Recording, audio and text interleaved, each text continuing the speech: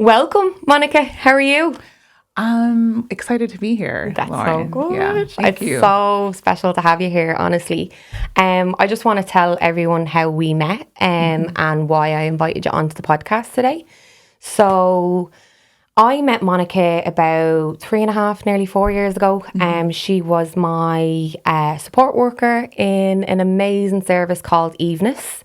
And Monika was the first person, I suppose, who helped me figure out what was going on in my life and how to come out of it, I suppose, and how to start healing and accepting the journey that I was on. And I remember when I got the idea of the podcast, and I was saying to myself, she has to be my first guest. Oh, There was nobody else other than Monika Colon who needed to come on the first episode. So yeah, that's why you're here. And I'm so excited for you to tell the world your story, your victories and your education that you've had behind this awful topic. But we're here to try and shed some light, give a little bit of knowledge and a little bit of guidance, I suppose, as to how to navigate such a horrific crisis, I suppose, is the way we could describe it, wouldn't it be? yeah. And thank you so much, Lauren. I really appreciate you inviting me. And first of all, I'm so freaking proud of you. Okay, I really am. And I feel like this is so important because I feel like sharing your story or sharing a person's story is such a huge part of their healing process. And the reason why I said yes to coming here, and which I've never done anything like this, because I feel like this is important for my healing journey as well. Even though it's been many, many years, I feel I keep thinking of Brene Brown, who says that when we own our stories, the stories stop owning us. And when we own our stories and we share it, we have the opportunity to actually create the ending that we want, right, of our story. And that even that kind of concept still kind of informs my practice as a worker, as a practitioner. I really encourage women, people that I work with, to begin to own the story so it no longer defines us, right? Yeah. Take back the control. Yeah. And it really, so this is me owning my story. So I am also a survivor of abuse. I experienced abuse from my ex-husband.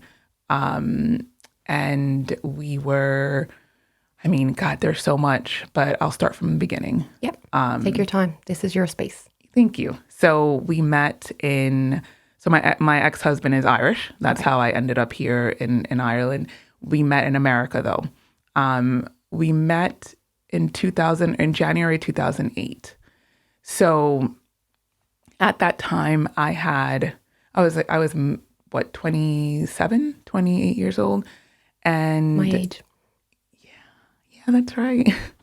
I had actually moved to Florida from New York because I grew up in New York City. And I had moved to Florida because I just got tired of the hustle. I got tired of the rat race. I had been living in Florida for a few years at the time. But in hindsight, I think back to that girl and I felt lost. Yeah. I felt like I just wanted more. I just felt just really unsettled. Like I just didn't know where I belonged, kind of. Yeah. And I felt like I was seeking. Mm-hmm. And that's a really vulnerable space to be in. Yeah, extremely. As a young woman, isn't it? Like and we're not educated enough in how to be strong, powerful women, which is again why we're here today to show them. Yeah. Absolutely. And that is so true. And to lean into these feelings, right? And sit to with them. See what they're meant to show us. Mm-hmm. And I suppose, you're not gonna. So I met my ex-husband in an Irish pub in Orlando, Florida. And all I'm gonna say is everything that you could think of not to do, I did. Okay. I think that's what we all did. Everything that's I met him in a pub and within a month I was pregnant. Within a month he had moved into my apartment. And within that first month is when I first experienced like verbal abuse. Yeah. That was how it started. And it was just so interesting. I would never forget it. I will never forget that day because I was pregnant. And he was also, I have to say, he's an alcoholic and was heavily into drugs at the time. That was a really conflicting time for me because I was pregnant and I was vulnerable, and I really had this idea in my head of what I wanted, and the white picket fence. yeah, that's sold to us. And I was so naive. And I remember that night he wanted to go to the pub to party with his friends, and I wanted him to stay home with me. And he didn't want to, and he got upset. And I remember the first time he called me a fat cow and a cunt for wanting him to stay with me.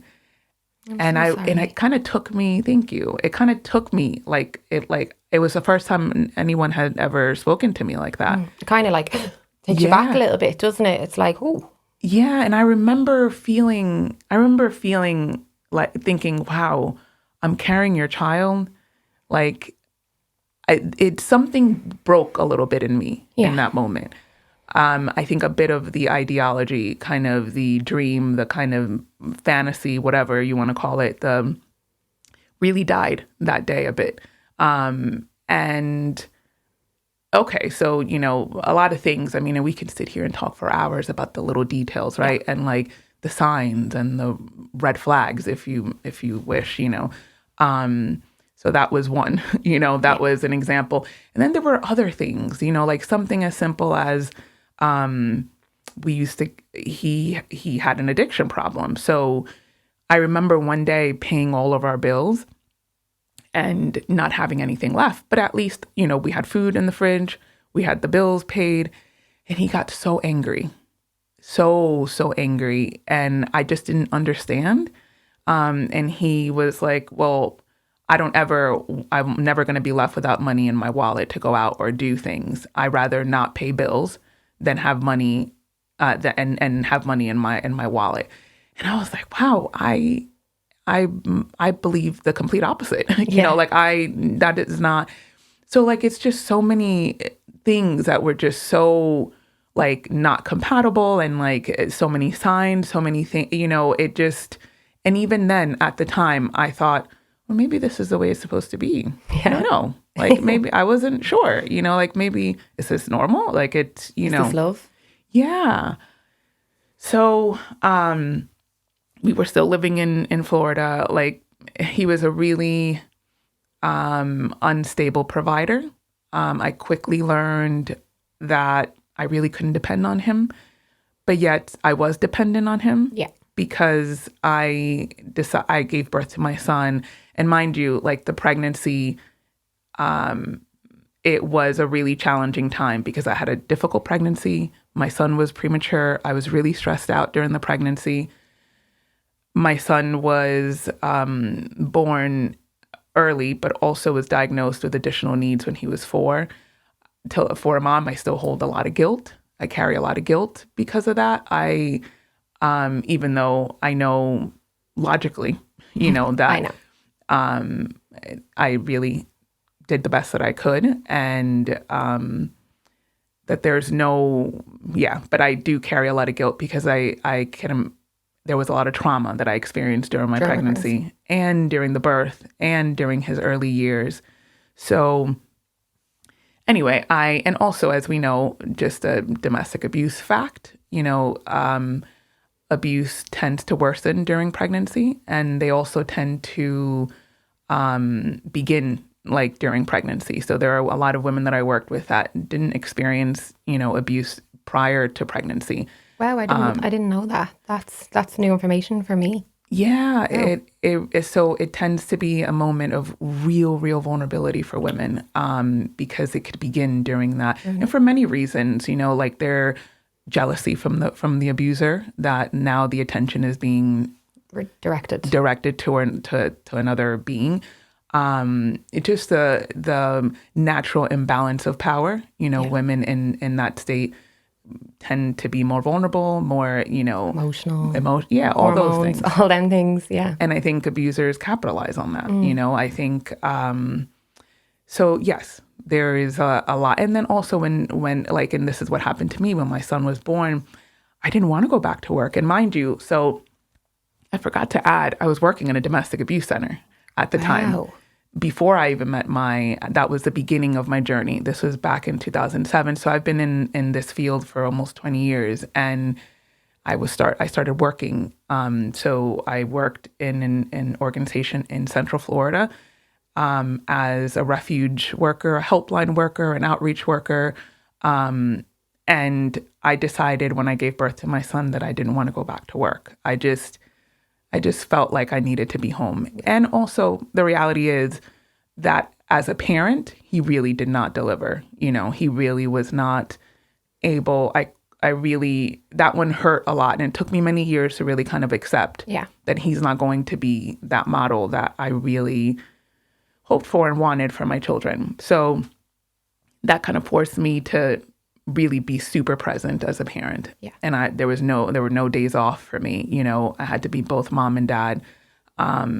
So I stayed home with my son, and that put me in a really vulnerable spot because I depended on him financially at the time. Now, my mom was really supportive, she as much as she could be, but as what happens when you're in relationships and like that and connections, a lot of your relationships and friendships could be severed and could be impacted by that abuse and that control and that, he hated certain family members because he felt, he just felt really threatened by really easily about a lot of things. I feel like they're actually threatened by love. Love itself. A perpetrator, I feel like they struggle to understand what love is. And then when people try and love them, it makes them worse because they don't understand it. And they're like, I'm being so horrible to you. Why are you being so nice to me? And that's just my opinion from what I've seen over the years. It's like they don't actually understand love. Yeah. I think you're right. I think there is absolutely truth to that. And it almost like makes them lash out even more, and makes them angry. Like they just don't know how to sit. And I think I'll be honest though, I had to reach a moment in my life where I had to stop trying to figure him out. Yes. And I say this to women that I work with as well. You can go down a rabbit hole, and a really kind of unhealthy one, if you try to find the reasons and the why. Like, well, why? And listen, there is a time and a place for that, and there is value to that. But I quickly realized, I could sit here that I remember my ex-husband really was threatened by just my level of education, any success that I had. Yeah. Anyone that loved me or was close to me. Yeah. Anyone, it was really an interest. I realized that he really struggled with accountability, obviously, as we all know, because, abuse is this sense of entitlement that perpetrators have and abusers have. And if that's challenged in any way, it was difficult. I can tell, visibly, I could tell how he would respond whenever he did something wrong and he knew he did something wrong. Yeah. And the shame that would come over his face and the kind of personal accountability I could tell he could not hold that. Yeah. So he rather attack, anyone around him. So, but anyway, I was not going to be his therapist or his savior or his mom or, so I quickly had to get away from the trying to figure him out kind of thing in my journey, in my healing journey. But then, I had another child, I had my daughter, 2 years after. By that time, we were living in Miami. With him, there was a lot of moving, a lot of because he was so unstable financially. There were times we had to live with my mom. There were times, I would try to get part-time jobs, but it was too much to do.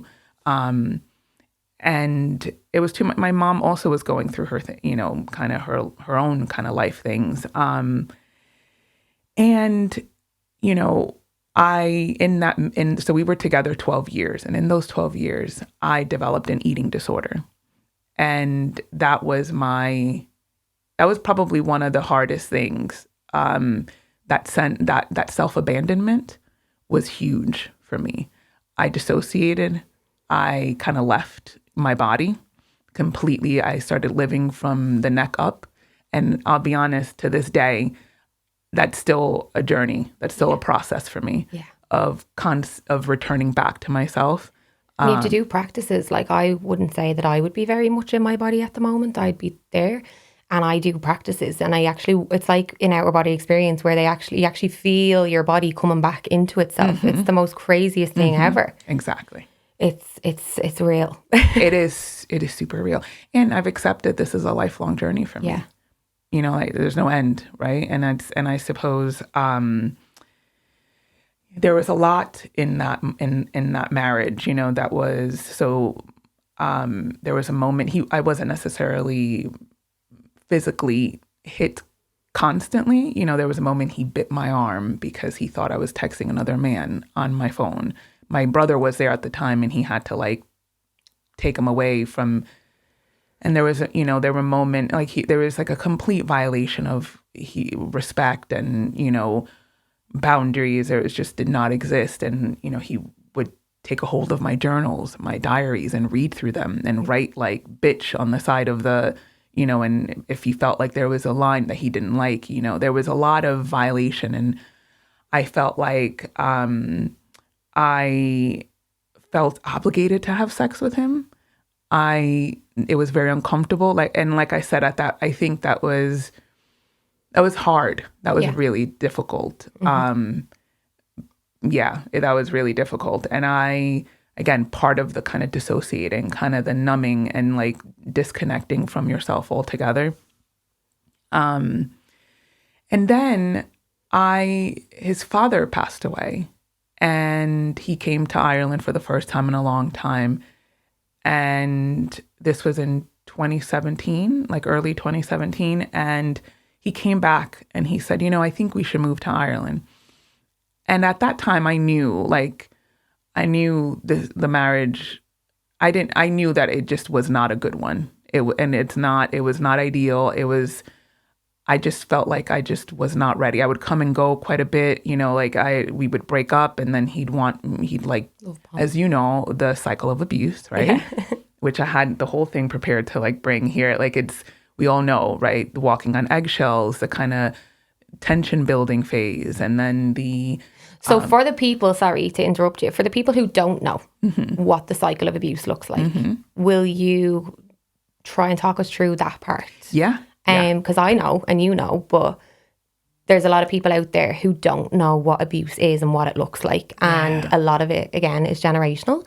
So if we can educate people what it looks like, then we can hopefully stop it from happening, prevent it from happening, or at least these people are going into these situations a little bit more aware of what's actually happening. Exactly. So, like, what was the first sign, I suppose, for you? You were saying the name calling was the first sign. But for you and yourself, as a woman, I suppose, when was the first moment that you kind of said to yourself, this is abuse?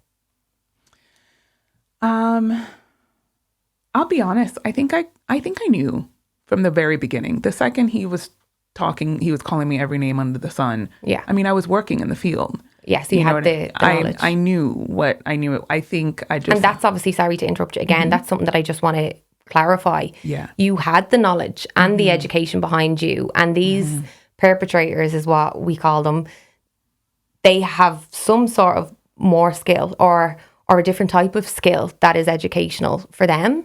And it's how blinded, I suppose, the victim can be by how massive love bombing can actually be, because essentially a lot of our needs aren't being met as people. Yeah. And we're looking outside of ourselves for that validation, I suppose. Oh God. And yeah, Lauren, and you know what? I suppose I'm organizing this chronologically in my head, because everything you just said there, that's huge, right? So that's like, there's so much in my recovery that started when I moved to Ireland. Yeah. And God, we can talk for hours about that, because that's when I began to look inward, Yeah. right? And that's when I started realizing my own patterns and my own areas of, that needed attention and needed a lot of love. But to answer your question, the cycle of abuse is essentially what most people experience. The tricky part is not everybody experiences every phase. So there's, the kind of, normal everyday life. Then there's the tension building, walking on eggshells. Then there's the actual outburst of violence.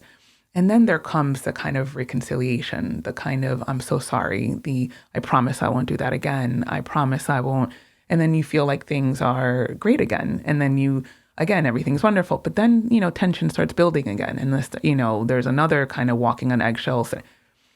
And that's almost been pretty textbook. I have heard it and seen it and experienced it over and over and over again in these relationships and these scenarios. And the interesting part that I've seen over the years is that sometimes people don't experience the walking on eggshells tension building. Sometimes they go from the honeymoon straight to an outburst that just came out of nowhere. Out of nowhere. Sometimes people experience this through a period of a year or two. Sometimes people experience this in a week. Like this is their life on a weekly basis. Yeah. And some more volatile kind of violent situations they experience this on a daily basis. Some people so it changes in that way. But what I like about this tool is that, like you said before, it's the level of awareness, right?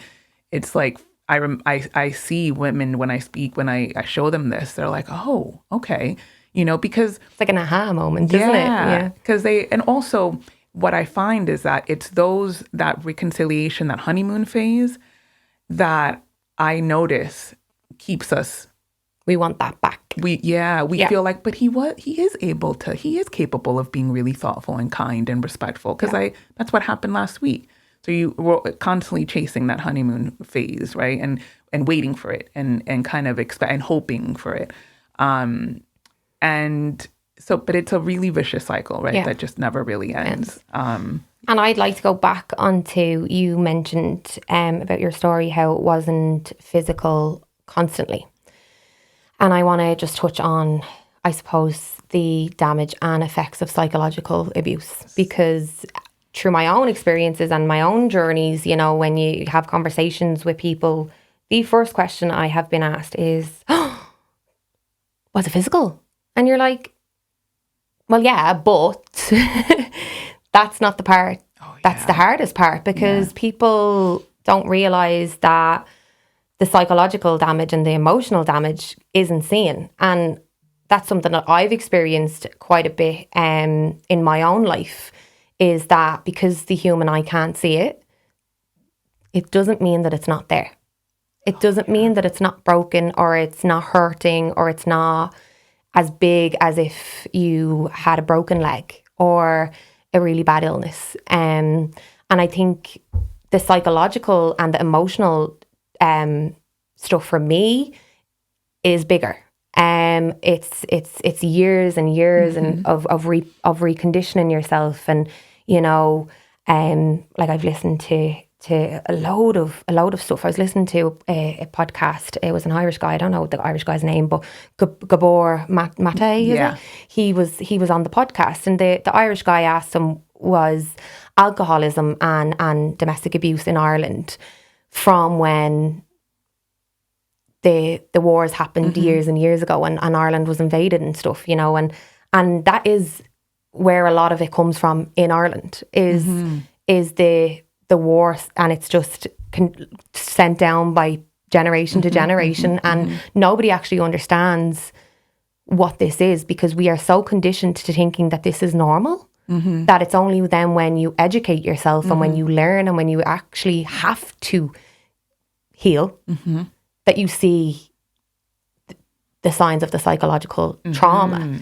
And as a young mother, for me, I just want to educate, I suppose, my generation and the generation that comes after me, so that we can change things for our kids, so that our children aren't getting into abusive relationships, our children aren't abusing people, and they're aware if someone is abusing them, because it is our job as parents and as the adult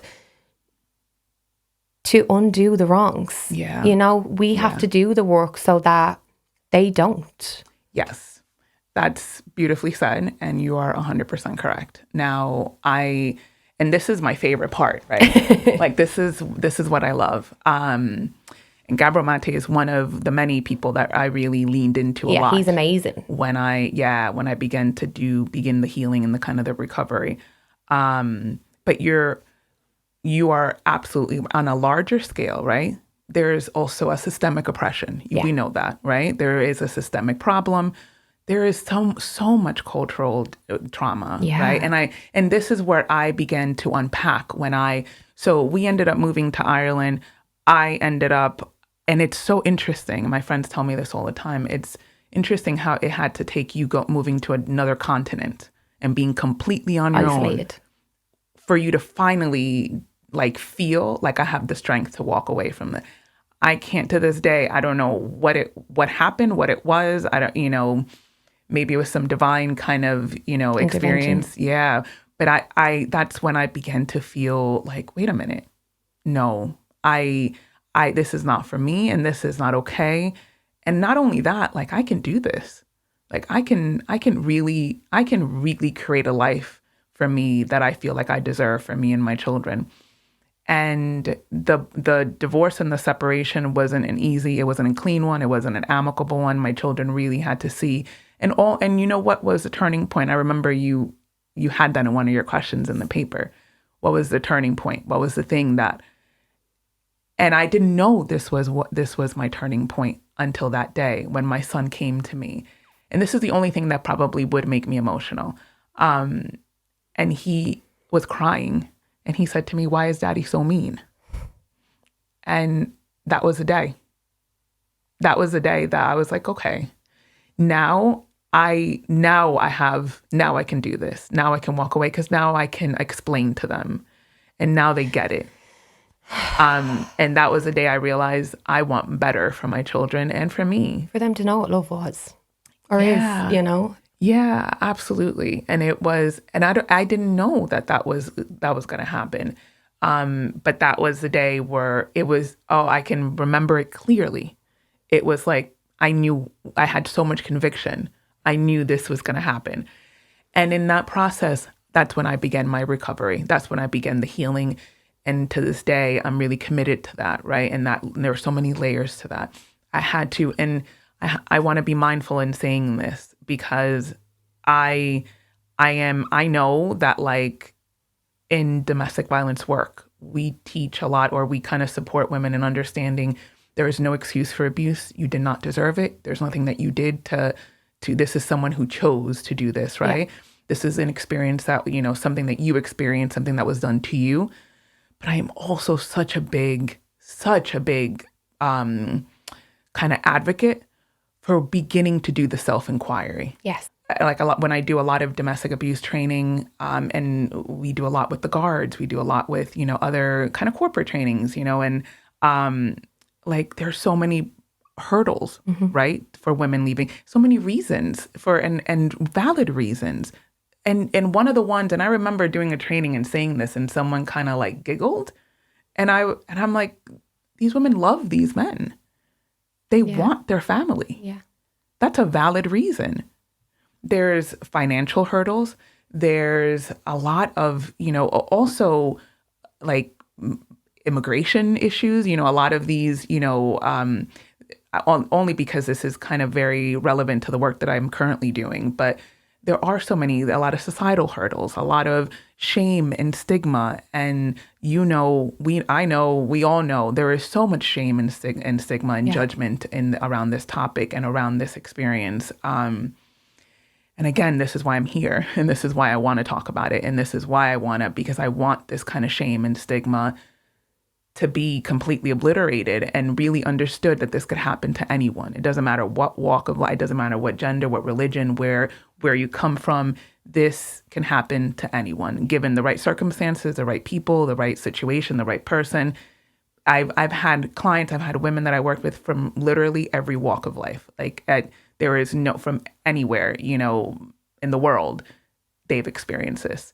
And we need to normalize like having this conversation and understanding, wow, this is a real issue. This is a real problem. How do we support, but also how can we prevent this? Exactly. And it's not about blame, in my opinion. No. It's not about like calling anybody out. It's about naming what it is, because once it's named, once somebody says the word to you, that's abuse. It changes a lot on the inside. You know, that word sticks, and it's not a scary word. I know. And as we know, as well, we always say that abuse thrives in silence. Yeah. Right? So this is us not being silent. This is us really, this is how we begin to change that. Yeah. Let's talk about it. Let's really talk about it more and more, and really start laying out, and also because everybody has different experiences. And I'm so like right now in my current work, I do a lot of support groups and I do groups, and I love it, right? I see so much power in when I'm in a room and I'm seeing there's different women in the room and they're sharing their story. And then what I see happening when a woman hears another woman's story, and when that, a woman hears another woman's kind of journey, and the sort of healing that happens in that is unbelievable.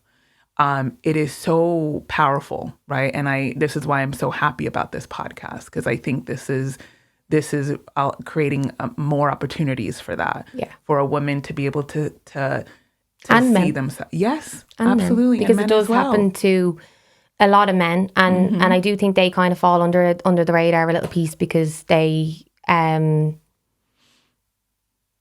supposed to be strong. Yeah. And obviously I'm raising a little boy as well, so I obviously, when I started this, I said, no, this is for women and men. Yeah, because it's not, it doesn't just happen to us, Yeah. and again, like I said, it's more so for me anyway, it's not about them, because they don't deserve any more limelight. This is about us and the women after us and the women beside us and the women behind us that are in the background cheering us on and are like, can't wait to hear that podcast, dying to listen to that podcast. Yeah. I want these podcasts to reach that scared woman or man that's lying in their bed, that can't actually get out of the house to go to the support worker, that can't actually get out and go to therapy. This is going to be their therapy from their phone. Yeah. They can listen, they can hear that there's a community of people that have experienced the same thing and have got out, and that their time is coming. Yeah. And they just have to keep believing that. Absolutely. And I know when I first left, I couldn't afford to go to therapy. I couldn't. So I really went in deep into my self-healing journey. And listen, I'm not like everyone, please get professional help. It's I'm not saying don't, but I just did not have that opportunity at the time. Now I do. And I've seen many different types of therapists for different things. Right. But at the time, I just did not have that opportunity.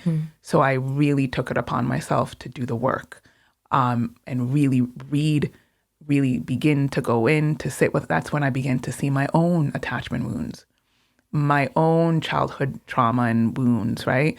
A lot of, my parents did the best they could. My mom and my stepdad, I now have really landed in a space where I can see that they tried their best, and I accept it, and I accept that.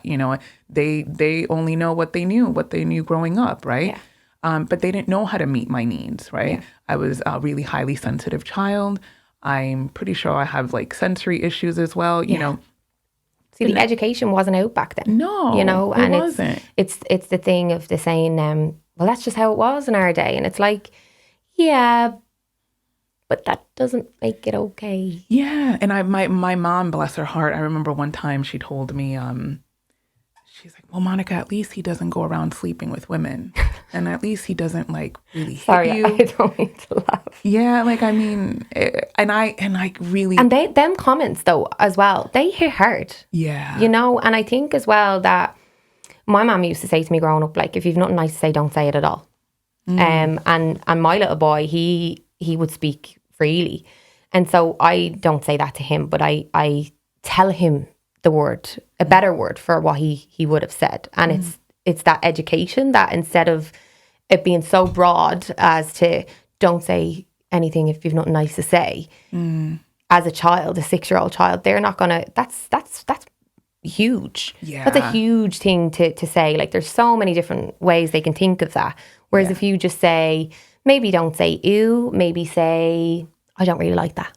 You know, so they have the wording then to actually use so that they know, well, this is actually the right word to use. And then again, that stops the cycle of unaware of behaviour. Yeah. I don't even know if I'm saying that right, but I feel like a lot of people are so unaware of themselves and their space and the things they say. And me too, I'm still on this journey, which is why I have created this to bring the likes of you in, because I don't know what to say to these people. I'm still in it. Yeah. I'm still in the process of healing. And you know, there is so much wisdom you can share. You know, like, I think we all have wisdom in each stage and phase that we're in, because it's never going to end. There's no end. It's not like, aha, we've arrived and we have everything figured out. Yeah. It's never. But you know, and you mentioned something also about the cultural. I remember when I first started. So I moved to Ireland. I started working for a domestic abuse center that's where I met you. And I remember I was getting clients, right, that are women in like their middle age, and sometimes older women. And I will never forget, Lauren. I remember women telling me they're now in their 50s, 60s, and telling me that like they've been raped for so many years by their husband, and they didn't know that marital rape was a crime. Yeah. They didn't they were abused. And they were told to just go speak to the local priest, go to the local church, and just and have the priest come to your house. At which point they were told, oh, you need to just be patient, you know, with your husband, or you need to. And I was hearing these stories over and over again, and I'm like, wow, that's how we create a cultural systemic world that really. That allows for this sort of dynamic to really perpetuate, right? And it's damaging the world, and it's damaging the people, and it's damaging the societies. And it's like we shine light on so many different topics, but it's like, that's not going to change anything.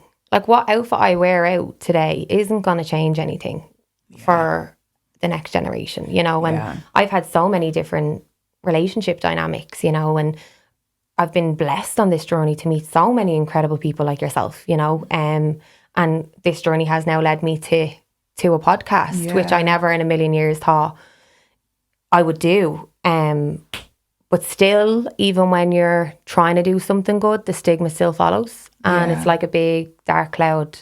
And it's like, again, this is not about upsetting anybody. This is about change. This is about getting people to victory and living their lives fully, you know, around it, taking out the toxic behaviors. You know, we're never going to be perfect. We're all human beings. We're all going to make mistakes. And you know what I found is that, like, I found that personally, but also professionally, right? And actually, even to this day, like recently, I was talking to the team that I work with, and like, I think one of the reasons why it's so hard is domestic abuse is it's a personal thing, in the sense that it's something that happens within our tightest circle, right? It's our tightest that's our partners, or is coming from our parent, or from our whatever, you know, sibling, or it is. And I think the reason why it's so triggering is because it really forces every person, every single human being, to sit back and think, oh my God, wait a minute. It forces them to think of their own family unit, of their own relationship or relational experiences. And it forces people, it hits home. And that is what's so triggering, right? Because it's not something that you can somehow separate. No, this is such a human experience that is so triggering for people. I remember when I started working in this field, I started questioning everything. Like, wait a minute. I started questioning every relationship I've had with every family member, with every person I've ever met in my life, with every, is that abuse? Why are you, do I feel comfortable with this? Are my boundaries being, I started feeling like, am I empowered? Do I enforce my boundaries? I went through a point where I thought I was the abuser. I remember asking about 100 professionals being like, was it me? And they're like, come on now, Lauren. And I'm like, no, I know, but like, was it? It really does. It takes everything out from the nitty gritty stuff. Yeah, I remember. So I was telling one of my colleagues, and she was saying she works. She was working with with a couple of cases, and all her cases, I mean, every single one was like a domestic abuse disclosure, another disclosure, and like back to back. And she was just like, and then she was going home and then experiencing also, like family members and friends that are experiencing, kind of their own kind of abuse or dysfunctional kind of, and it was just taking such a toll on her. And I can see and I can relate so much to that. Mm-hmm. Because it was also, and then it was making her question her own marriage, which obviously is, but it's great, it's fine, but it forces you to really question. Yeah. And nobody wants to do that. No. That's uncomfortable, right? And most people don't like to feel that level of discomfort. But even one of my biggest mottos and and I find that as a professional in this field, I find that it's really important and almost ethical for us to do our own work. I am a big, supporter of, we need to reflect. We need to self-reflect. We need to really check what our own biases and our own prejudices and what our own ideas are around this. We need to do that self-inquiry as well as professionals as well. Yeah. Where do I sit with this? What is this bringing up for me? And understanding where to draw boundaries so then it doesn't cloud the work that you're doing as well. One of the things that I am very much led by my pain, right? I do the work that I do because because of this pain that I experienced, right? This is my purpose. I've accepted it. This is my mission. But there were moments in time when I allowed the wound to cloud the work. Yeah. And I had to really learn how to make sure that I'm still driven by this pain and I'm still kind of on this mission. But I don't allow those wounds to really cloud what I do. And I can still create those boundaries and be quite clear, right? And of where I end, where the work begins, things like that. Yeah. And that's been a journey and that's been a process. But like part of that recovery as well was from me going to therapy. So doing different types of therapy. I love body work. I love somatic kind of therapy. So like tapping and stuff, is it? Yeah, well, stuff like that. I do that. Yeah. I'd be like, yeah. I love that. I really do love that practice. And I started, I did EMDR. Oh, wow. And that was unbelievable. It was amazing. And I did somatic works, like maybe, because as we know, and I should preface this, I should go back and say, the reason is because trauma, as we all know, thanks to Bessel van der Kolk, the body keeps the score, Peter Levine, all these amazing they're now moving this conversation and making it easily accessible. We all know trauma stays in the body, right? It stays in it's stored. I actually don't think people are aware of that. So just so you are aware, trauma stays in the body till you heal it. Yeah, I really learned the hard way I very early on that I almost want to say it was a trauma response or like I used to intellectualize, right? And I used to live in my head. Yeah, I do that. And I used to really, again, from the neck up kind of living, right? So it was like, I could talk you through every childhood wound, how that has manifested, how that has impacted me, what it does, where it comes from. Like I can explain everything to a T, but I was still really suffering inside. Yeah. Right. And I finally realized like, oh shit, like I really need to really start working. And I noticed that after I left my ex-husband and I still felt like I was in fight or flight. I still felt like I was like waiting on something to happen. Yeah. And like, I felt like there was a threat or I felt like uneasy or I felt like, so many things, and and then when I started dating forget it. Because I feel like romantic relationships are probably, and also being a parent, right? Your children, the biggest teachers in life. Biggest. Hands I never down. in a million years thought that my little boy would teach me what he has taught me, or Hands told down. me what he has told me. And it's like, wow. Yeah. And they're the innocence of life. They see life the way that we all should. That's there before the world and pain gets a hold of them. Oh, man. You know? They are those relationships, right? The romantic relationships, the children, I kid you not, they are here to press those buttons that you still need to work through. Yeah. Done. Like that is it. I'm a child. I'm pressing buttons, not intentionally to upset anybody, but it's like, listen, I've been forced to do this work. You know, this is the journey that I'm on. This is the purpose that I'm on. This is what I feel God has in store for me. And like for my research, like I don't have a degree or anything like that. I will, but I don't right now. I did try and get it, but I had to leave college. But from my own research in Ireland anyway, it goes right back, like I said, to when England invaded Ireland. And I hope I don't get into trouble for saying this. I don't know whether this is even illegal for me to say, but the problem in Ireland is silence.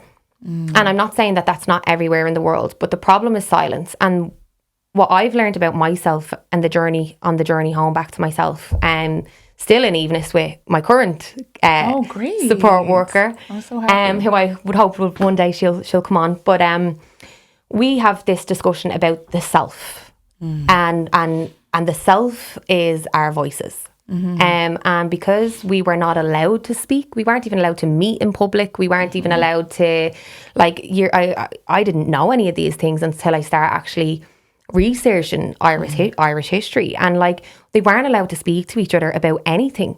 So it's like that's still conditioned into us from 500 years ago that we're not allowed to 100%. speak, which then creates the emptiness and the hole on the inside, because our voice is who we are. Our voice is our power. Our voice is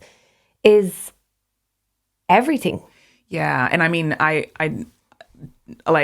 don't want to get too bogged down by the scientific. There is science, right? That backs this up around generational trauma, epigenetics.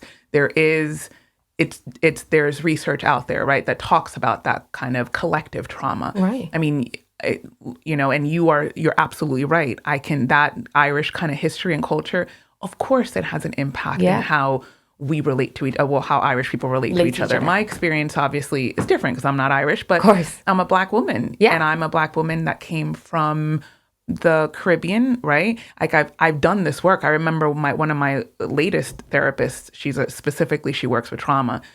And I remember she explored with me the cultural kind of concept of roles of men and women. And I, again, not to get too deep into it, but I began to really connect with the stories and the trauma and the history of Black enslaved women, right? Of women that were used and were just property. Yeah. And also, I was looking at the cultural, right? So I was born in Dominican Republic and in the Caribbean. And that culture, the truth is that they're known for men to be, they are known for men to be unfaithful, to be sleeping around, to be doing anything and everything, to have zero respect and value for women. I look at the women in my family, right? I look at them, and I'm like, wow, I can see the impact. I can see these wounds that just keep like going and like repeating themselves and like really go. And I can recognize how I was carrying that, right? I felt it.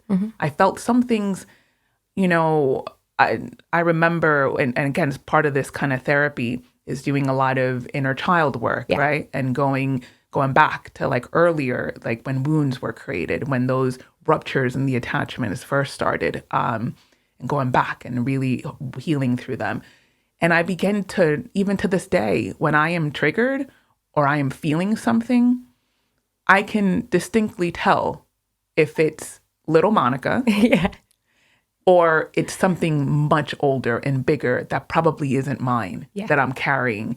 I'm like, okay, wait, this doesn't feel like mine. Yeah. Like I need to shake I need to, and that's taken many years to really get there. And listen, I don't have it all figured out, right? You know, like I am in a new relationship now, and it has been oh my God, Lauren, it's been intense, right? Because he's also bringing his own things, but also I'm realizing I'm staying on my own. Traumatized. I'm like, never again. Oh, Lauren, no. You're so young and beautiful. No. But I'm not even going to sugarcoat it. That shit is going to test you. It's scary, isn't it?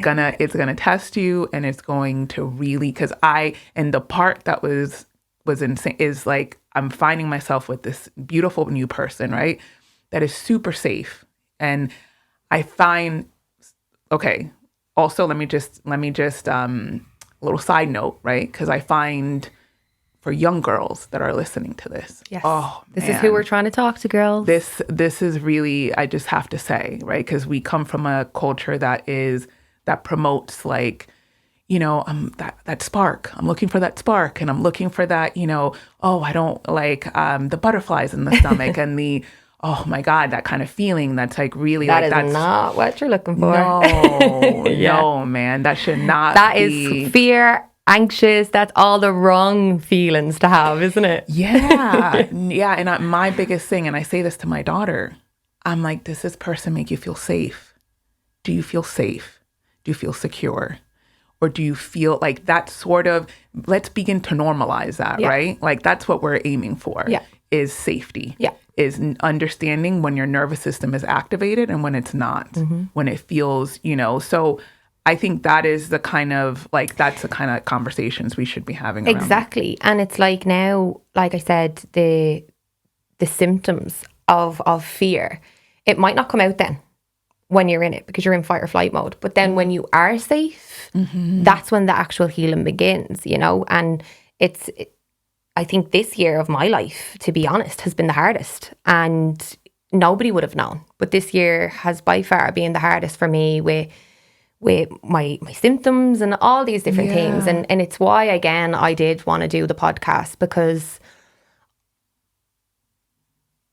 we need to try and change things for these people coming after us. And it's, people are so scared to speak. It's like, it's not encouraged enough. Like, I mean, why is it that the human voice is so powerful? And it's because we are all individually different, and our voice is the only thing that we have that's the same, in the sense of a voice. So obviously we have eyes, ears, nose, mouths, but our voice is the most powerful tool, I believe, as people that we have. Because it only, like I used to say as a kid, like, I go around planting seeds everywhere I go, because I used to plant seeds in someone's head, and then I'd go off, and then I'd come back and they'd be like, do you remember you said that to me? And I'd be like, yeah. You just weren't ready to hear it at that time, you know. And again, like my dad said to me yesterday, like, you know, I didn't want to even come here today. I remember messaging you being like, I don't know whether I want to do this, because the backlash that comes with it, and the shame and the guilt and all that kind of stuff, when it's like, but what about the people that have been hurt? Yeah. Not everybody has experienced this, thankfully. Not everybody is going to get this, thankfully. But what about the people that are being hurt, or the people that are being murdered, or the people that are taking their own lives because they don't know how to cope with the feeling at home in their house? Yeah. So I said, right, why not, while I'm in the nitty gritty stuff of it and I haven't fully healed, why not talk about it while it's still fresh? Why not talk about it while it's still sore and stingy? And I did want to actually mention this, because it was said to me by you, and it was actually said to me by Sue. And it's something that sticks with me from my 2 support workers. And it's that these things are wounds. And what a lot of people do in life is they stick the plaster over the wound. And when something happens in life, then that wound gets infected. And that's where the pain comes, or the spillage comes, or the breakdowns come, or the illnesses come. And what I've now done is I've taken the plaster off, and I'm cleaning inside that wound, and I'm taking out all the dirt and the nitty gritty stuff, and I'm pouring on the Savalon, and it stings. And oh my God, it stings. And then I've put the plaster back on it, and now I'm waiting on that plaster to turn into a scar, because I will be scarred. But it'll be clean. And I think a lot of people miss this type of work. And you and Sue mentioned that to me. And you were saying that it's so important to do the self-work because you will then meet the same person in a different body time and time and time again, because you haven't figured out the wrongs, or you haven't seen the signs. You haven't you haven't learned the lesson yet. And the lesson is for all of us to come back to self. We are innocent. I look at it with my son. He's so magical. He's still a kid. He's still 6. Like, the innocence of a 6-year-old has been so powerful to me, to be able to bring me home to me, or try to bring me home to me, you know, and be like, who was I before pain got control of me, you know? And I was the little girl that didn't say everything right, or called someone out if they weren't doing things right, or whatever. And we do come back to ourselves when we do this journey. And it's the reason why I want to talk about it, because although it's uncomfortable, I remember I had a girls' night last week in my house, and one of my friends was like, you know, you've always encouraged us to go to therapy. And she said, but you'd ring then, you'd be on the way home from therapy, and you'd be crying, and you'd be going, oh, it's great, you should do it. And they're like, you don't make it sound very appealing, Lauren. And I'm like, no, I get that, because it's uncomfortable and it's hard. But it's like, and then people comment on things, and it's like, well, I'm doing something that you're telling me you can't do. Now you can, you just don't want to. You don't want to look at the nitty-gritty hard work. You don't want to open that big box. You know, unfortunately, I was forced to open up my box, but it is hard. But it's like, I can see now, I have put shame and weight and everything that I've been carrying from 500 years ago down. And now I have Lauren's stuff. I have Lauren's shame, but it's so much easier to manage. It's so much lighter. It's so much easier. And it's like, right, okay, this big squiggly line that was all inside me is now in a big straight line. How do I help other people get that straight line? So we still have the issues and the problems and the damage and all them different things. But if we work on them step by step, it doesn't get, you know, come out of the comfort zone. You know, even just a little bit, hold on to the wall at that pool and just even step out, you know? I know. It's scary. I can appreciate for a lot of people, it's absolutely scary to look in the mirror, right? And it's not easy. No. It's not. And even now, like in my current relation, so many triggers, so many moments of dysregulation, so many moments where I'm like, oh wait, this is old, and now I have this partner that's having to. But it's interesting. They say, I remember one of my best friends. I called her crying. I'm like, why am I repeating this? You know, he's such a. And she's like, well, maybe it's because for the first time you're actually experiencing safety. And it's in safety where we begin to feel these things that we never felt safe to feel, right? Yeah. Like my ex-partner that I was with for almost a year, that was the first relationship I felt safe in. And I was not ready. My God, I was not ready. But I didn't even know, because I didn't know what safety was, or what someone actually genuinely caring about you meant, do you know? And when we decided to end things, you know, I was hurt because of my pain, my anger, my abandonment wounds, and all these different things, you know. And it was tough. It sent me spiraling, but I came back to myself then, and I only recently actually sent him a nice message, and I thanked him for leaving, because he could see wounds in me that I couldn't see in myself. Oh, wow. And he was the first person, in my opinion, that loved me enough to let me go and sort that out. Oh, and even if that's not the real reason, if he's listening, if that's not the real reason, that's what I'm going to take with me, because he, in my opinion, is a very special man. And a few comments were made on my social media about him, so I did want to give it a mention, because he is an incredible person and he helped a lot with this journey, and so did the girl that I met after him, who helped with this, and it's about the people that we meet, and it's about the people that show us moments, and it's about the people that show us the moments. Yeah.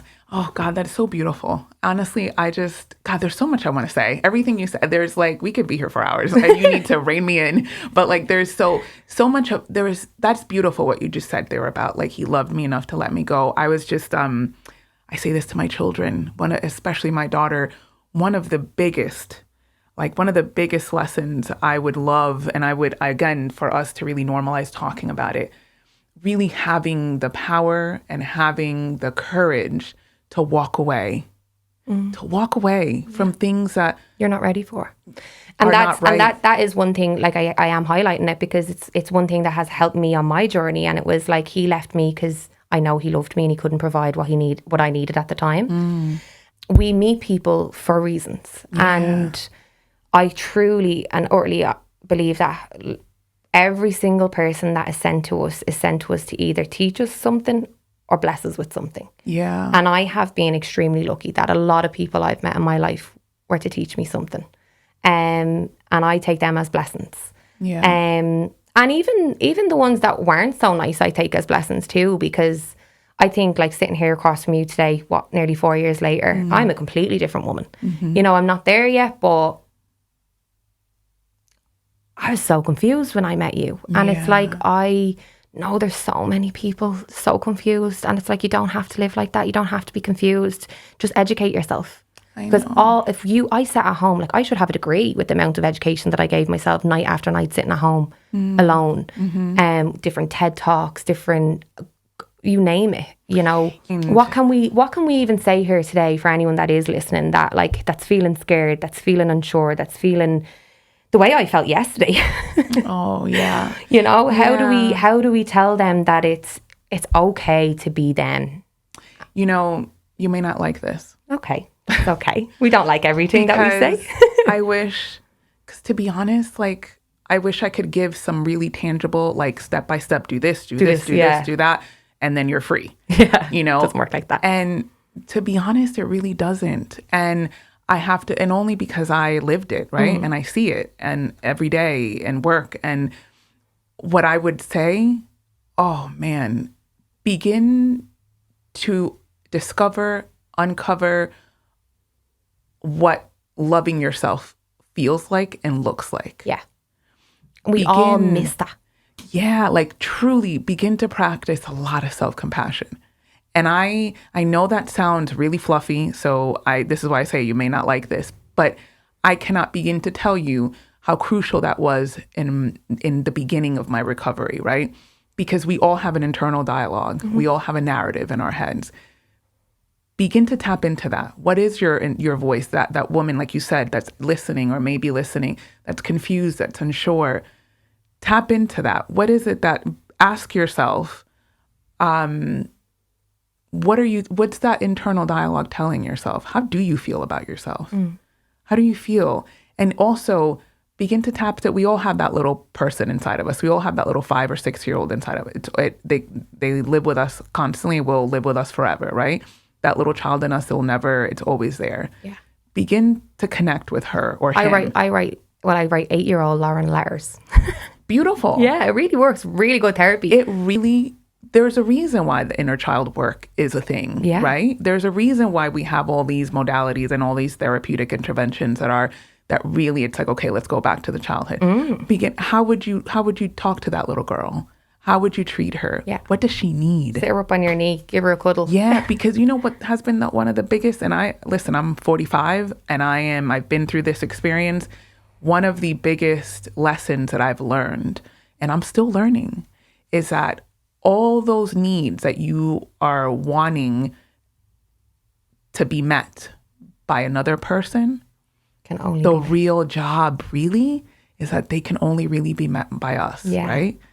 Even those mother wounds, the father wounds, those parental wounds, that hurt that comes from, oh my God, my parent didn't give me what I needed. My parent hurt me. My parent abused me, right? And so we are carrying that, and a lot of, rightfully so, maybe anger, maybe resentment, maybe all these things, maybe all these, like this frustration because your needs weren't met as a child from that parent. The truth is that at this point, the real job is in you meeting that need yourself and really being that parent that you needed, right?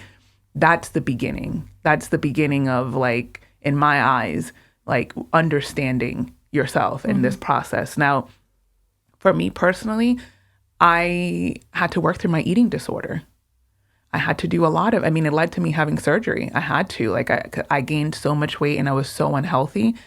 And it was really around the health, right? But I really had to heal my relationship with food. And I'll be honest, I feel like it's like an addict. I think it's something that I'm going to always have to really be careful and manage, right? Especially because food is something we need to survive. It's not something that I can completely abstain from. Yeah. But it's something I have to be mindful of. Yeah. And also on a more practical level, right? And this is very but I don't underestimate the power of really taking care of yourself. For me, that was crucial. Yeah. Like your body, taking care of your body. And can I stop you and just ask, because a lot of people tell me to do that, right? And again, for girls at home, what does taking care of yourself actually look like? Right. Good question. And I suppose it'll look different for everybody. Yeah. I can only share my experience, right? So I don't know if you remember on Netflix, there was a documentary maybe last year, a couple months ago. It was like a psychiatrist, like a celebrity psychiatrist. And I can't remember his name, but this actor wanted to make a documentary about his psychiatrist. And I can't remember, don't ask me, I'm perimenopausal, I forget everything. But this psychiatrist said the first 3 things that he asks people when he comes into his office before he considers anything, medication, it's how's your diet, how's your sleep, how's your exercise? Yeah. And I know that doesn't sound sexy. No. And it sounds boring. It's right. Let me tell you the impact that has on just being able to, and this is why it was important for me, because I went on a reparenting journey. I had to remother myself. I had to refather myself. That was part of my journey, right? Part of my healing is when I realized, oh my God, this is really up to me, right? And this is me. I need to really meet my needs and learn. Yeah. I had to know what it was to get up at a certain time, to go to bed at a certain time, to feed myself and nourish myself what I need, so I can feel good, right? So I can be able to have, this is the refathering part of things, to understand how to have good boundaries around, okay, knowing when to say yes, when to say no, showing myself a little bit of the tough love, like, no, Monika, you need to get up. But also at the same time, remothering myself, knowing when to rest. Yeah. It's okay to rest. It's okay to say, I, as a single mom with 2 children that have additional needs, that are beautiful. I just have to say my children are amazing. They are beautiful. They are gorgeous. I mean, not just physically beautiful, but they're super gorgeous humans, and we've had it tough. We went through a lot. Yeah. We went through a lot with my son, and I am trying so hard to really heal these wounds, right? And break these generational cycles with them. And they're teenagers now, so they don't want to fucking hear my voice for nothing. They are over me, but I'm trying, to still show up, and to model certain things. The children will not do what they're told. They do what they see. Yes, I agree with that. That's the biggest parenting tip. And so I remember when I started working out, and I know this sounds so, and I now, like I said, I don't do this sort of workout anymore because I like hormonal reasons and perimenopausal. But I remember I joined the gym and I started lifting weights, and I kid you not, Lauren, something happened. The stronger I noticed my body getting, the stronger my mind got. Yeah. And I will never forget those moments where I didn't necessarily want to be there. I was tired. I was sleepy. I was, but I showed up anyway, right? And that's when I began to make choices that aligned with my values. And I remember also feeling I want to make choices that are going to make my future self proud, that are going to make my future self grateful, and again, really align with is this who I want to be? And I think and to this day, I ask myself, I continue to ask those questions. Is this who I want to be? Who am I? I ask that every day.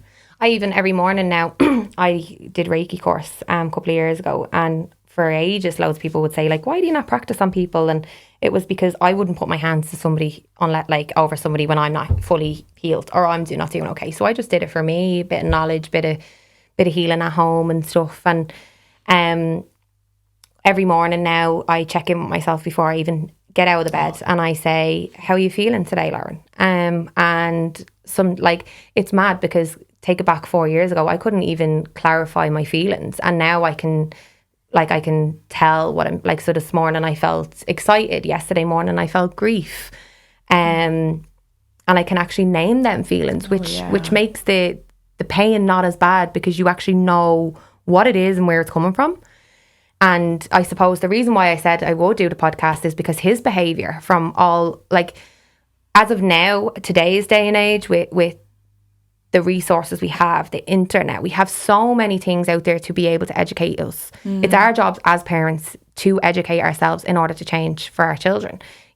He has been through a lot, and he's been 6, and he's shown me what resilience looks like. And he won't ever have to heal from my stuff. He will only have to heal from his stuff. And I just feel like, again, I'm speaking to the generation of mine and below me. As parents nowadays, we do have what our parents didn't have to help our kids, and it's not about upsetting anybody, but it's about taking the responsibility on as a parent and saying, this stops with me. And even though it's not easy to do, I do believe that we can minimize these situations, because not everybody is a perpetrator, and a lot of abusive situations can happen not on purpose. Yeah. Do you know? And there's so many different types of abuse. Like you were saying earlier before. Like you, and sorry I feel like we're going back. There's so much important information. Much. Yeah, there is. But like you said, abuse is not just physical. If I had €1 for every woman that told me, I just wanted him to punch me instead of doing what he did. I wanted the black eye. I had literally, like I'm in quotes. Because you heal from that bruise in a week, it takes years to undo the conditioning, the psychological drama. And I learned another thing, and I was listening to it on a podcast, and please don't quote me if I'm wrong, but it's like they say that we're only able to hold, I think it's like 10% in our conscious brain, and everything else that we hold is in our subconscious, which is why I meditate, because we go into the subconscious, and that's where the inner work is. That's where the trauma is. That's where we're holding, and there is going to be a time that trauma is going to come out, whether you like it or not. You can only bury it so far, and something happens in your life and it all comes out, and it'll come out physically. Like I shake, I vomit, I go through loads of different physical symptoms at the moment that aren't seen, because again, they're behind closed doors. And they were the things as well. It's what people actually live with afterwards, and what they're living with now is what isn't spoken about. Yeah, absolutely. That recovery is a lifelong journey. And like you said there, a lot of it is, like we talked before, it gets stored, and there is a time and a place for talk therapy, 100%. Please go get help, speak to someone. But understand, I was just talking to my best friend yesterday as well, how we were both saying how there comes a moment in time, right, where it's now time to integrate, and it's now time to go in the body. There's only so much that your mind is going to get you. Before you begin to really have to tap. And so there's like nervous system regulation exercises, somatic exercises, and there's so many resources you can find online. I begin to do like courses that, that like certain movements and stretches.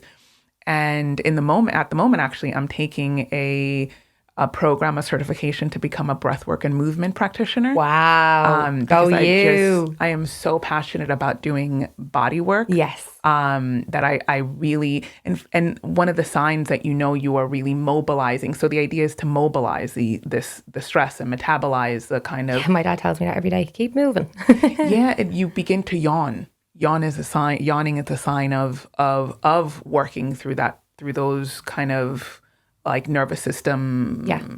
I don't know what you would call them, but there is so many. I would just say begin to take moments to kind of in the morning or at nighttime when you begin to move, stretch into places, see if you can find pain or pleasure, or moments when there is so much power in that.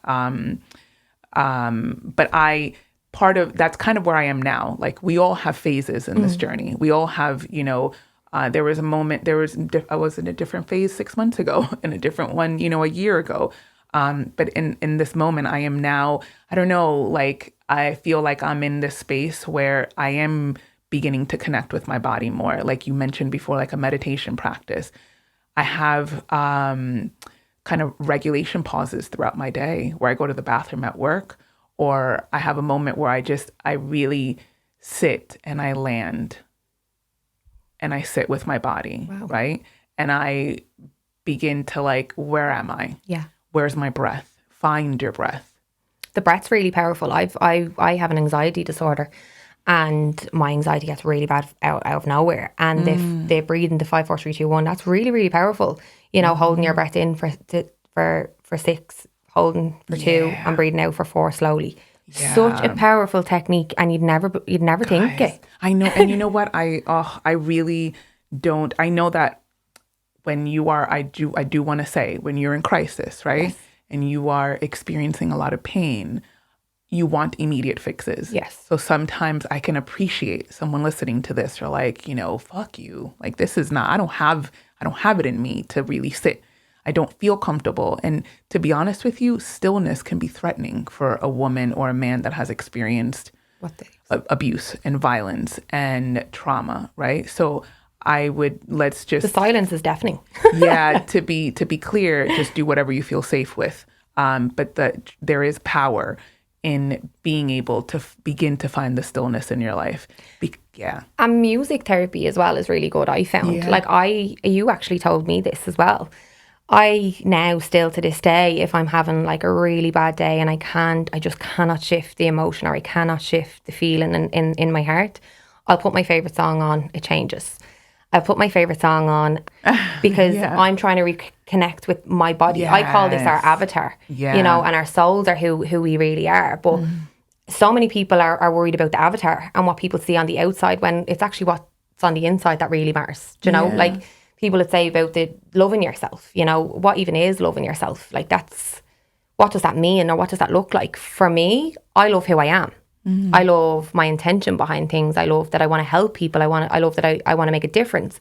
But as for the avatar on the outside, I probably wouldn't be more insecure because it's been dismantled and it's been taken advantage of for so long now that I'm still learning that this is mine. Yeah. So I know inside is mine. Yeah. But I'm still learning now that the outside of me is actually mine, and it doesn't belong to somebody else. Amazing. And it doesn't, and by saying no and having a boundary, saying no and having a boundary are two very different things, because I struggled a lot with saying no. But boundaries are everything, and anger is a boundary being crossed. And I used to struggle with anger because I used to be afraid of it. Whereas we're learning now currently in my support work that what healthy anger is, and healthy anger has saved my life in so many ways, because it's okay to be angry about what's happened to you, or be angry that this is happening to you, but boundaries are a line being crossed. So when something happens, I want people that are listening to write down what happened. Because my hardest part was figuring out my values and my boundaries and how to stop letting people cross them, and what I aligned with as a person, through this journey. And I suppose they were the 4 steps in asking about Lauren to understand the outside people, and it was what's making me angry. That's something crossing a line, and what wouldn't be crossing a line for me. Where is that line for me? Like, what does that line look like to Lauren? And that's crucial. You said there are so many important things, honestly. Like we could really dive deep into a lot of what you just said. Because in essence, domestic abuse, what it means, in essence, what it is, it's a loss of self. Right? Exactly. That's what domestic violence does. It's, so what the antidote, is finding yourself again. Yes. Going, because our boundaries and our lines were crossed so much. Yeah. That in essence, that's what domestic abuse is, right? So the journey is going back to yourself. Yeah. And like I said, that looks differently for everybody, and it's like, it is important to do that work. I do have to say, from a professional point of view, the reason why it's so important to seek professional help, right, from a domestic violence advocate or support worker, is because they can do things like a safety plan. Yes. You know, they could really equip you with the tools, because we never, we are trained, we never tell anyone you need to leave. No. I never, that was never part of the conversation. You never tell someone leave or, oh my God, I think you should leave. Or I don't think, we are trained to just equip you with and empower you with information. Yes. It's a lot of it. It's an empowerment-based model. And then you come to the decision yourself, which then makes it more empowering for the person. It's like you guys give the women their power back. Yeah. That's what it is. And also because you're the expert of your own experience and your own story, right? You're the expert of your own situation. Who am I to tell you what to do? Yeah. Right? And I also, it's understanding that leaving a relationship is the most dangerous moment of a woman or a man that's experiencing this. And not only leaving, but even the moments before leaving and 6 months to a year afterwards is when most of the crimes are committed, abuse, a lot of murders are committed in that moment, right? Yeah. Because that's when the abuser is losing their power. As we all know, domestic abuse is based on power and control, right? And the need to have power and control over this person. And domestic abuse, just to ask this question, is domestic abuse, so it's a big word, right? But I don't actually think a lot of people understand the word behind it. And I suppose my question is domestic abuse just for an intimate relationship, or is domestic abuse way more bigger than that?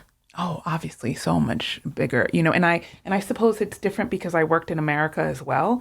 So I know Ireland has, coercive control has been probably now the biggest kind of term that they're using to describe this dynamic, not just domestic violence. Yeah.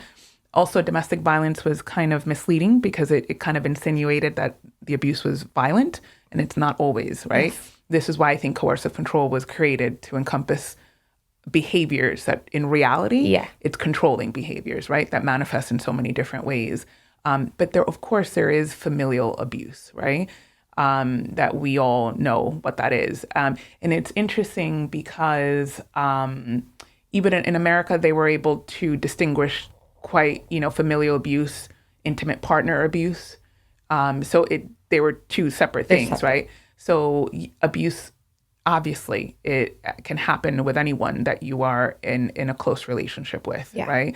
I suppose intimate partner abuse is what I have seen the most, but of course I've also seen, and the truth is that a lot of these cases that I worked with, you would have seen a lot of familial abuse as well, a lot of sexual abuse. Yeah.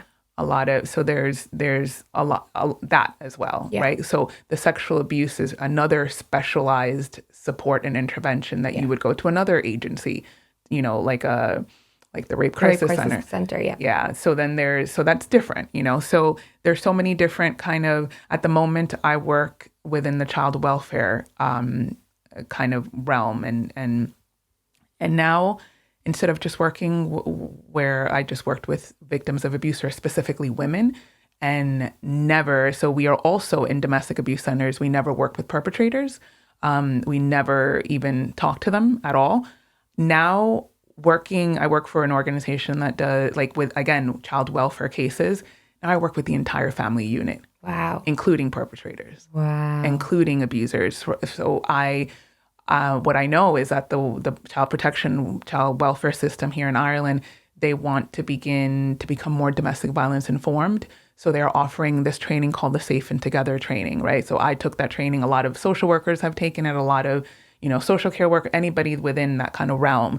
And it's a core training, right? It took 4 days or something like that to complete this training. And it's interesting because the basis of it is knowing what language to use, understanding how to align with the nonviolent parent, and learning how to communicate and work with the perpetrator. Wow. And how to also find ways to align with him as well, and to understand that his abuse is a parenting choice that's having an impact on their child. That's kind of how you bring them in. A lot of abusers or perpetrators, you kind of can really tap into their values when it comes to their children. Sometimes, I wouldn't say all the time, And I'll be honest, it took me it still takes me a little bit of, adjusting to this, right? Because it is very difficult to work with abusers and perpetrators. I don't know how many times I work with, also because a lot of times they use the system to continue abusing the woman, or the victim. They begin to use professionals. So there are many times the perpetrators have tried to use me against, the mom or their victim.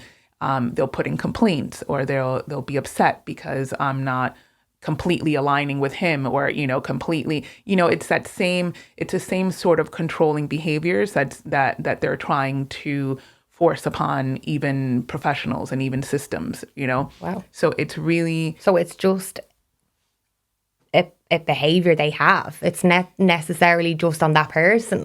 Oh no. This is, and mind you, again, we also work with MEND. So MEND is the agency that works with perpetrators, right? So they do an intervention plan specific.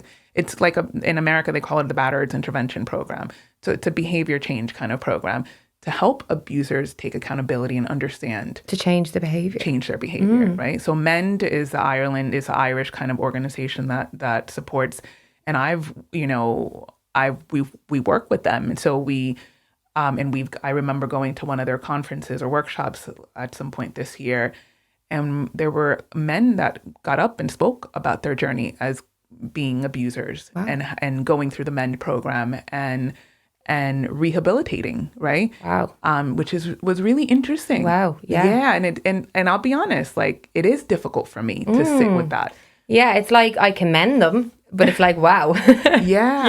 Yeah, it is Fair play. really, it's nice to see that people do really try though to change, and that's my biggest thing. It's like, again, we're all human. It's everybody's first walk on earth.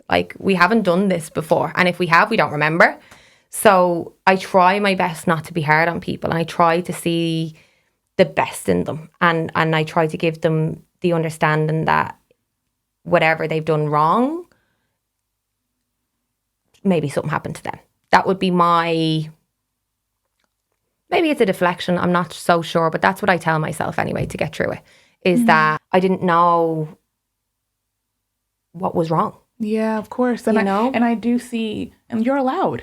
You're allowed to have your own belief system and your own. I have my own, and I have my own kind of spiritual walk as well, and my own beliefs, and that's okay, And I even in the work I do now, I'll be honest, you see a lot of different things in this spectrum. You see women and men that abuse each other. You see dysfunctional connections and attachments that, like you said, a lot of it sometimes is learned. It's like, it's like a generational thing. I remember when I did work in Evenus, and we would have women that came in they were there as children with their moms. Yeah. Who were again repeating this kind of cycle. And that's really sad.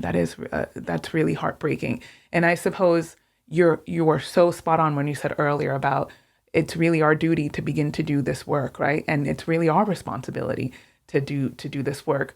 But no, I remember growing up, nobody ever told me, hey, do your work, because you're going to be triggered and you're going to be, you're going to have wounds. It wasn't talking, but this is why I was saying, it's not, even mental health is not spoke about. Yeah. It's not spoke about. It's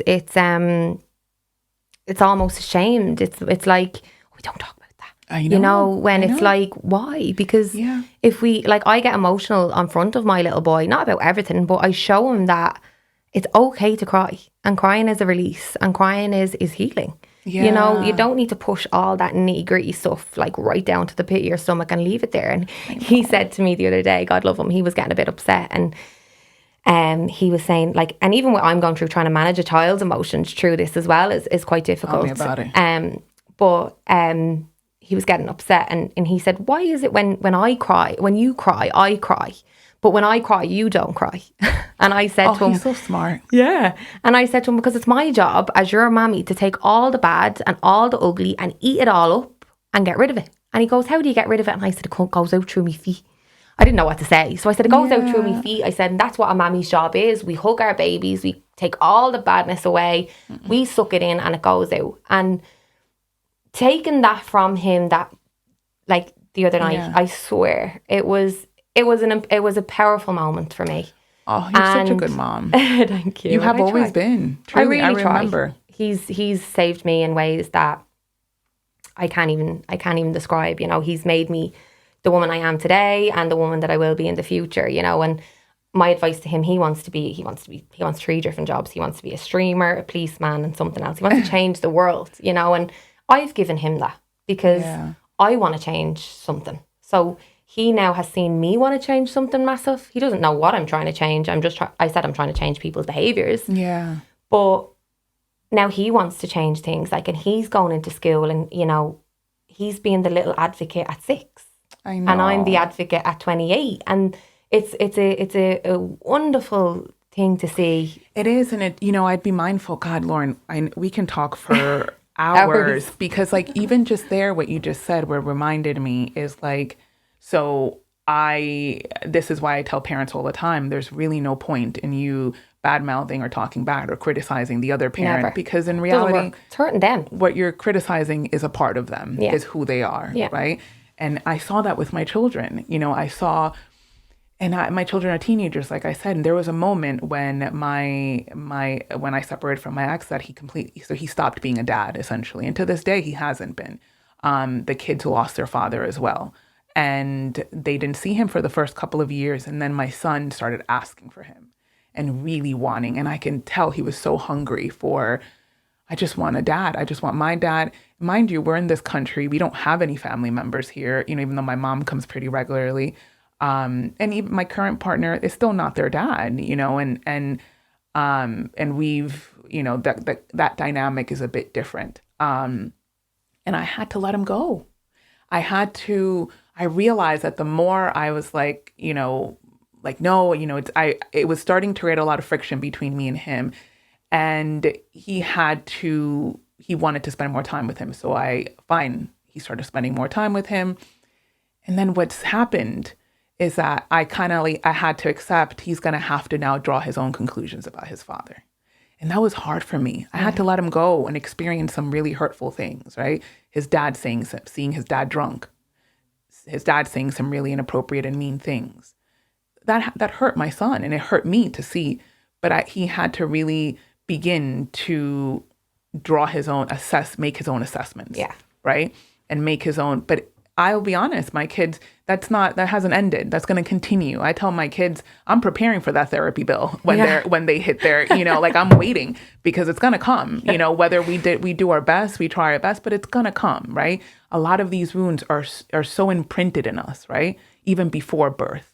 So you can do all the work, but it's going to come. They still need to do their own work and their own healing, and they're going to go through pain, and they're going to go through, you know, and have these wounds as much as we try. And I try, you know, but I'm not perfect. You're not perfect. We're going to make mistakes. And one thing that really is coming to me as well, you know, for people to really understand that abuse doesn't end when there's a separation, right? There is something called post-separation abuse for a reason, right?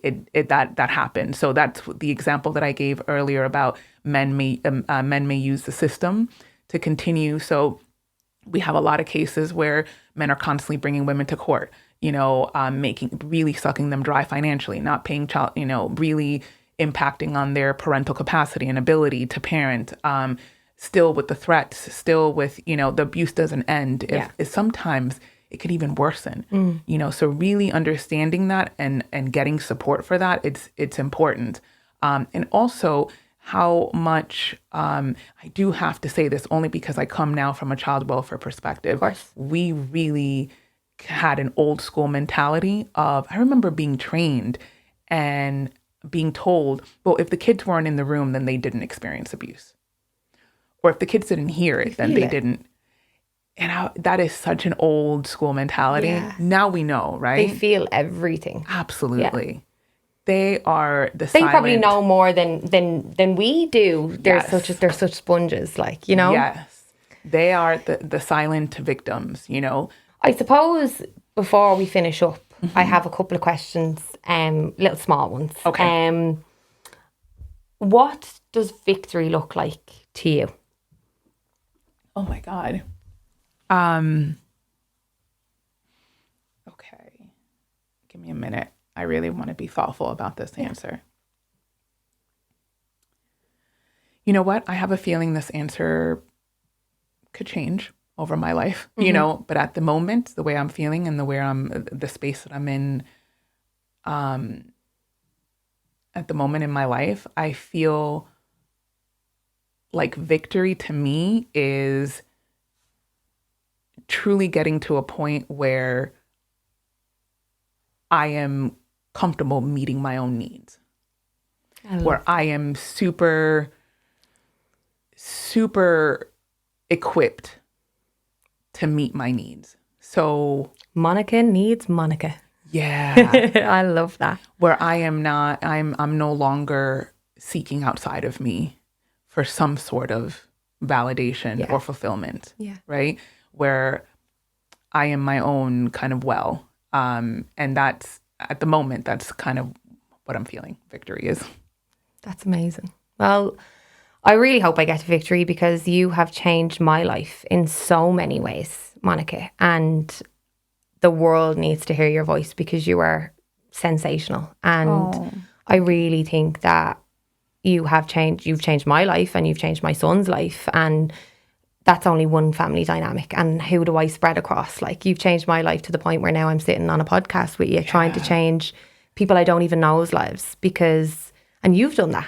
And I've done that, and we've done that. And now we just need to build our community around us and show people that you're not alone and you're safe, you know. And even if it doesn't feel safe right now, you can be, you know, and you've got you.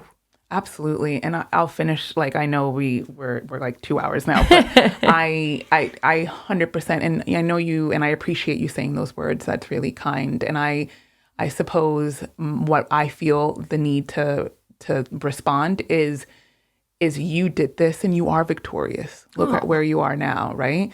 And you will continue to be, and that will continue to evolve and change and unfold. But you are, and you did this work yourself.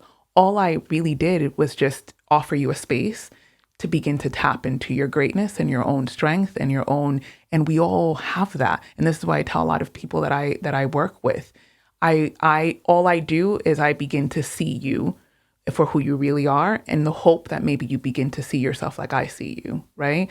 And that is that's kind of the only thing I provide. But in reality, it's you that's carrying all this kind of strength and victory and power, right? It's just like pulling away all the shit that's covering it up.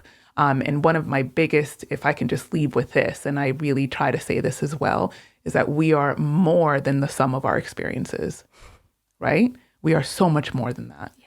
And to remember that, right? You are not defined by this. This does not limit you. This is something that you experienced, but you are so much more than that.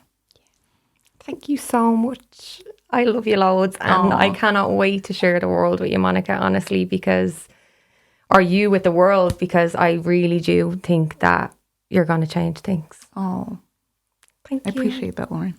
Thanks, everyone. Thanks for listening. Thank you.